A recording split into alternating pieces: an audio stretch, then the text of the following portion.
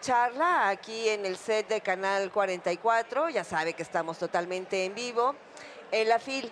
Saludamos con muchísimo gusto a Raúl Olmos, quien es el autor de este libro, La Casa Gris. Revise su agenda porque la invitación es a la presentación de este libro que es hoy, 8 de la noche. Así es, ¿En qué salón, don Raúl? hijo, no tengo el dato ahora. Bueno, revíselo, pero es hoy a las 8 de la noche.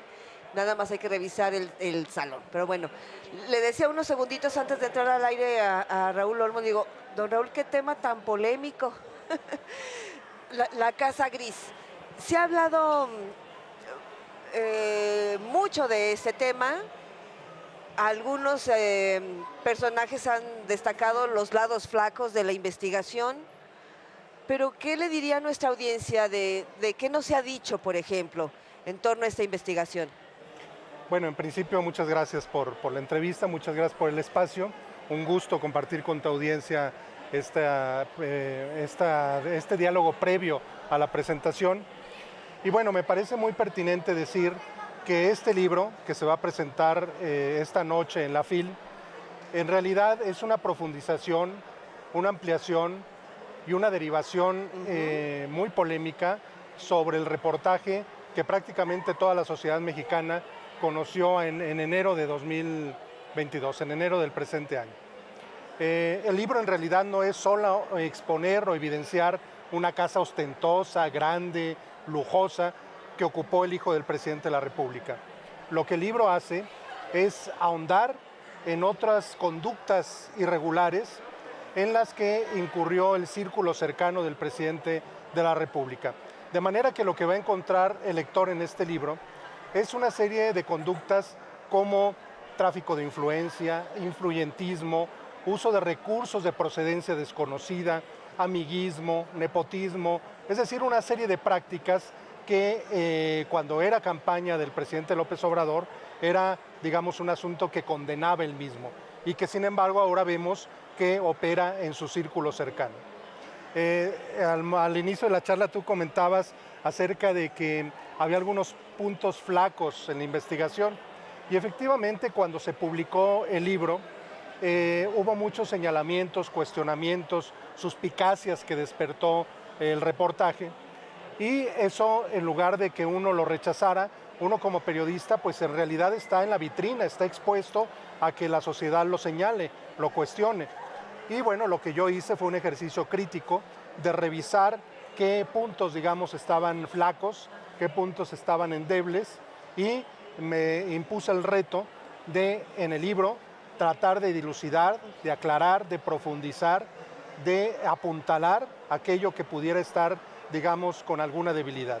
De manera que lo que va a encontrar el lector en el libro es en realidad una profundización y nuevos datos que le van a permitir entender la dimensión de la problemática y la importancia de que esto se sepa, ¿sí? No es solamente evidenciar la ostentación, porque eso puede sonar frívolo, sino es señalar conductas que en algunos casos rayan en la ilegalidad y que merecerían incluso una investigación profunda de parte de la autoridad. Ajá.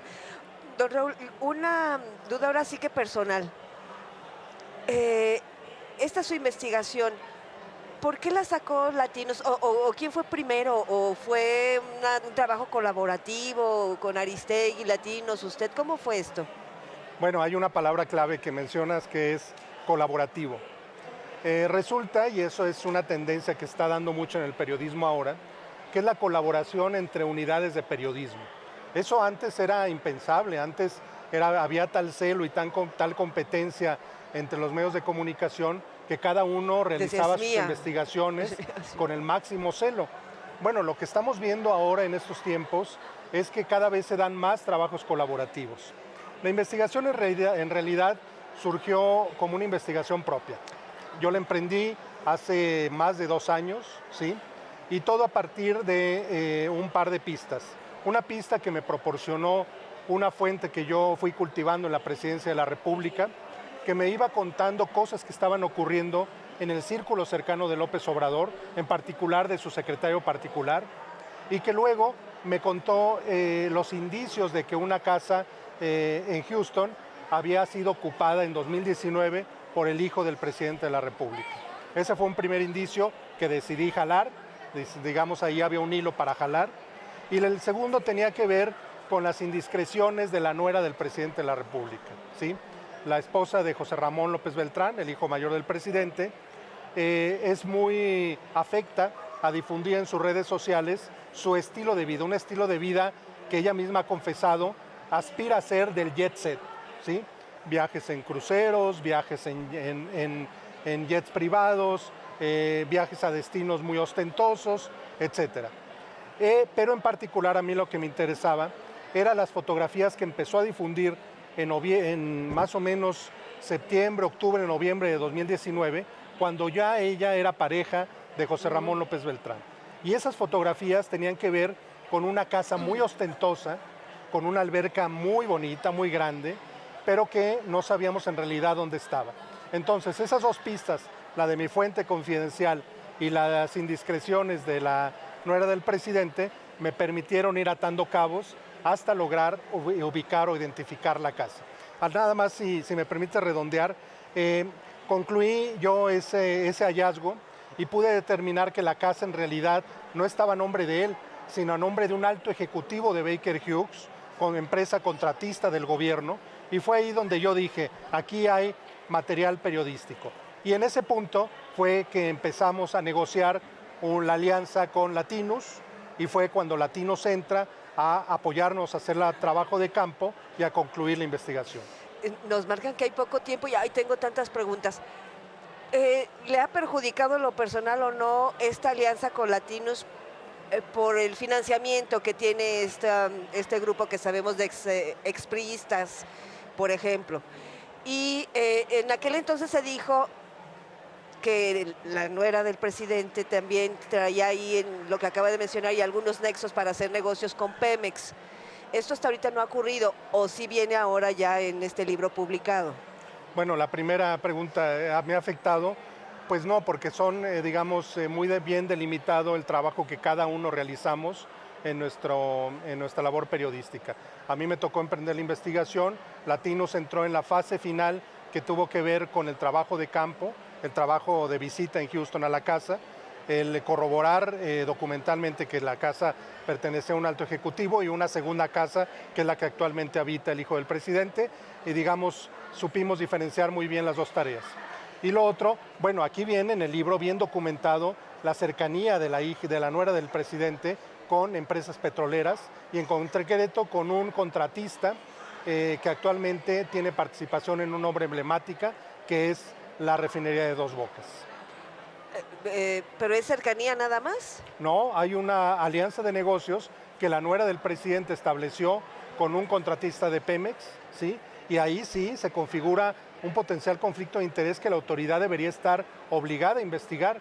Este es uno de los elementos nuevos, novedosos que aporta la investigación, y que eso no se había dicho nunca en la investigación preliminar.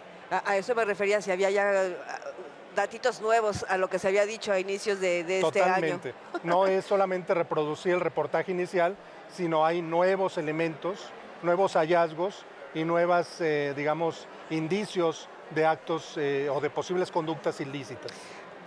Raúl Olmos, desafortunadamente se nos agotó el tiempo. Reiterar a la audiencia que hay una invitación. Hoy se presenta este libro a las 8 de la noche aquí en la FIL, ojalá pueda venir.